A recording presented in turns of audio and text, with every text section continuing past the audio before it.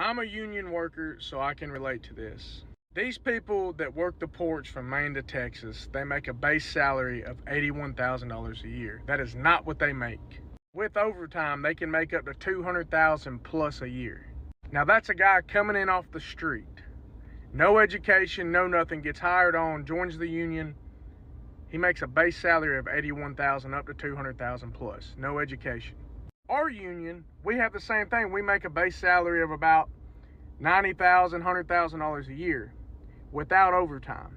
With overtime, we're looking at 120, 140, 150, up to 200,000 a year. Same thing.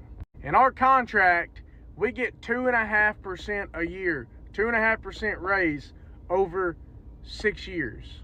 That's a 15% wage increase over 6 years. So right now, off the street, you're looking at around $35 an hour. That's off the street when you hire in. These people that are going on strike at these ports are wanting a 77% increase for the next 6 years. That's 12.8%. Basically, they're wanting to be making $90 to $120 an hour. $150,000 base salary up to, let's say, over $300,000 a year. Off the street, no education, no certificates, no nothing. Just off the street, come make this money. 77%. Their union negotiated, said they would do 55%. That still puts them at $60 or $70 an hour, and guess what? They turned it down. How many of y'all would like to go to a place unloading ships and make $60 to $70 an hour off the street? That's absolutely insane. 77%, you're going on strike because you wouldn't take the 55%. So you don't want to make 60 or 70. That's not good enough. You want 90, 100, $110 an hour, $120 an hour. People like me that work in these paper mills, power plants, these chemical plants that are around asbestos, that you're around chemicals that cause cancer. People are dying at 50, 60 years old because their lungs are disintegrated. Can't breathe. But you know what? We don't go on strike because we got families to feed. We don't go on strike because we signed that contract, that negotiated contract that we agreed to sign to come work for. So all of y'all, and on top of being a part of a union, you've got pension plans, you've got 401ks out the ass, you've got the best insurance in the world. You've got some great shit that go with your wage. And you have an opportunity to make up to $200,000 a year. So yeah, for people like me and people, it kind of rubs you wrong because they're on strike down there wanting $120 an hour off the street. Let me say this as clear as I can sit up here and say it. Shout out to the man in the video for explaining what is going on. Shout out to you for explaining how it is that these men are greedy and how it is that they're making more money than a lot of average Americans already without an education. Some of them might not even have a high school education. Like he said before, coming directly off of the street, getting this job, and this is what you're getting paid. They wanted 77%, and they said, no, we can do 50 or 55. And they turned down that 50 to 55, which would still have them making a crazy amount of money. Let me just tell y'all this right now. If at any moment in time that any of these docs across the United States offered me that job right now, I am packing up and leaving. If they could get me there, if they could train me, and they could assure me that after training, I would have that job. I don't even care if I have to sweep the dock with a toothbrush. Pay me my money. I am there. Like I said before, this is crazy. It's 100% crazy to see the amount of greed that people have. It's not like these men out here are starving. It's not like they can't afford where it is that they live. They have more than enough money than a lot of Americans who are working, that have a high school diploma, that has an associate's or bachelor's. They're making crazy money without an education. And they want to go on strike because they want to try to make the same amount of money as the people who own the docks and the cargoes and all. That's insane. And this is what I try to tell people. Let me tell y'all where this stems from. This stems all the way back from where it is that people were like, hey, I want to be able to flip burgers for $20 an hour. This is where it's stemming from.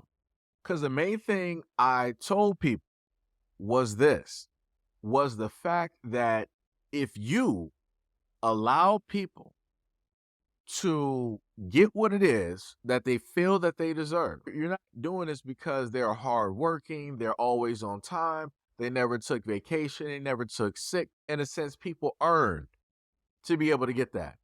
You have people now that can just step inside of a business and they're automatically making $15, $16, $17, $19, $20 an hour without pretty much in any type of education outside of having graduated high school. So that is the normal.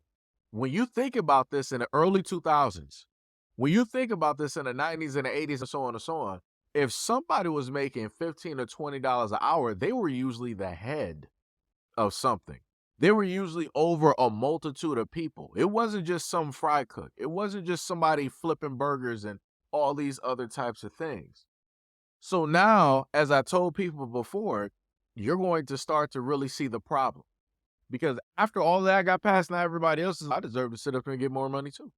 So again, you have people going off of a feeling versus what it is that they've actually earned.